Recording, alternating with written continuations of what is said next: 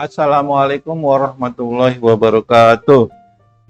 Habib pun, pada hari ini saya akan menjelaskan tentang metode inventarisasi flora fauna dan peta ukur kapatan frekuensi LBDS indeks nilai penting. Capaian pembelajaran mata kuliah ini masih mampu memahami, menjelaskan tentang teori, metode, dan implementasinya tentang inventarisasi flora fauna. Metode inventarisasi flora fauna adalah metode yang digunakan untuk menentukan perkiraan jumlah populasi,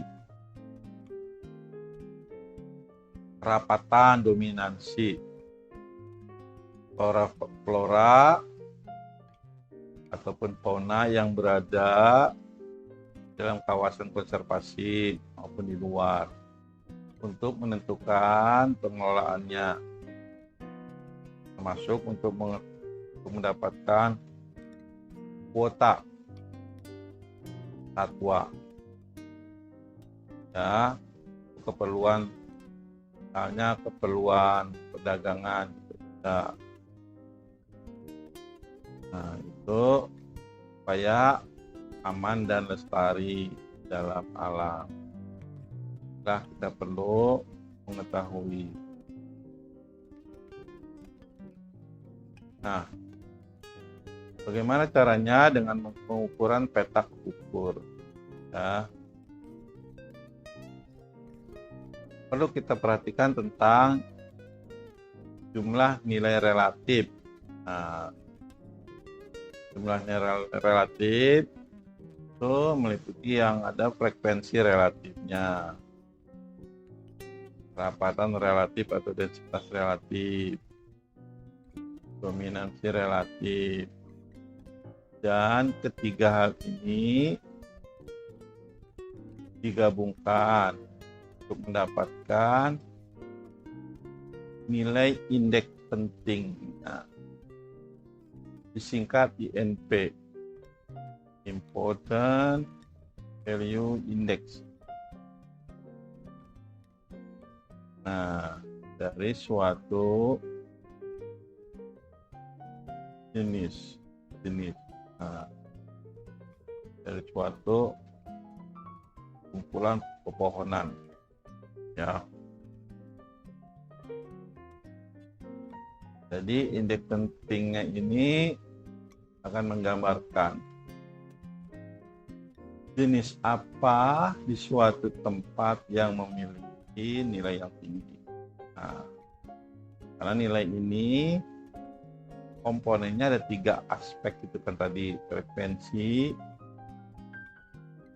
kerapatan, dan dominasi. Nah,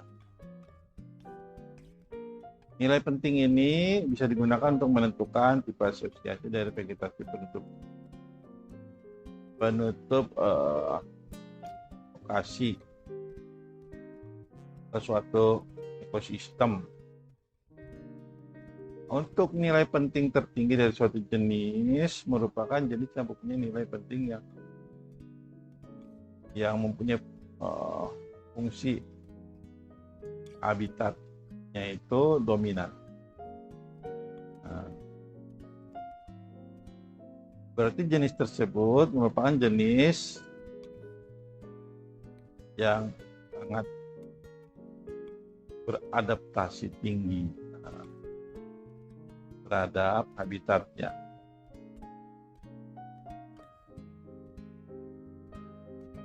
Kita lihat dalam melakukan analisis vegetasi bahwa vegetasi yang dijadikan sampel pengukuran dapat dilakukan dalam 2 ketentuan pokok. Satu, pengukuran terhadap habitatnya, yaitu vegetasi yang diukur berdasarkan perawakannya yang meliputi aspek ada herba, aspek ada semak. Nah, herba itu termasuk tanaman-tanaman pendek yang batang basah. Contohnya ya rumput-rumputan. Kalau golongan semak yaitu tanaman yang berkayu dengan ketinggian 0,1 sampai 3 meter. Nah, ini pengukuran tingkat kelas pertumbuhan. Nah, untuk pohon itu diameternya ya 20 cm atau lebih. Ini keliru penulisannya. Oh ya, untuk tiang ini udah benar ya, 20 cm atau lebih. Nah, untuk tiang itu 10 sampai 19 cm diameternya ya, kita ukur. Kemudian untuk pancang, ukurannya adalah 2 sampai 9 cm. Sedangkan untuk anakan atau semai lebih kecil dari 2 cm ya. 2 cm ke bawah. Ya, nah itu untuk anakan.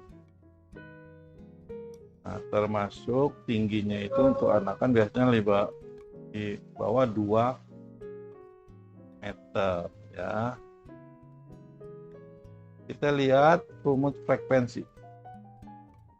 Frekuensi adalah jumlah jenis, jumlah titik-titik dijumpai dari suatu jenis. Nah, maksudnya jenisnya itu dijumpai di suatu petak atau titik. Nah, jenisnya itu dijumpai.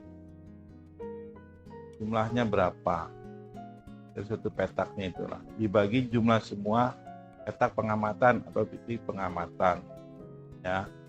Ini maksudnya titik ini bisa juga petak. Jumlah petak dijumpai dari suatu jenis dibagi dengan jumlah semua petak pengamatan.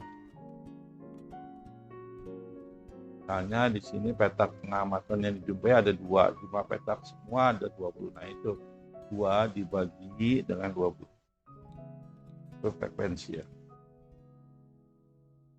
Kemudian frekuensi relatif adalah frekuensi suatu jenis dibagi frekuensi seluruh jenis kali 100%. Nah, kita mendapatkan frekuensi relatif.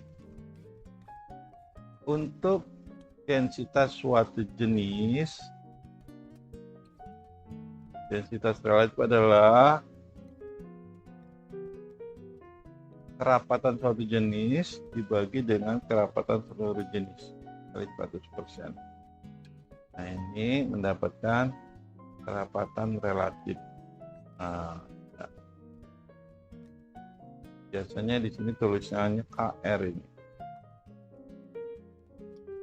Jadi kerapatan relatif. Kalau bahasa Inggrisnya ya density relatif.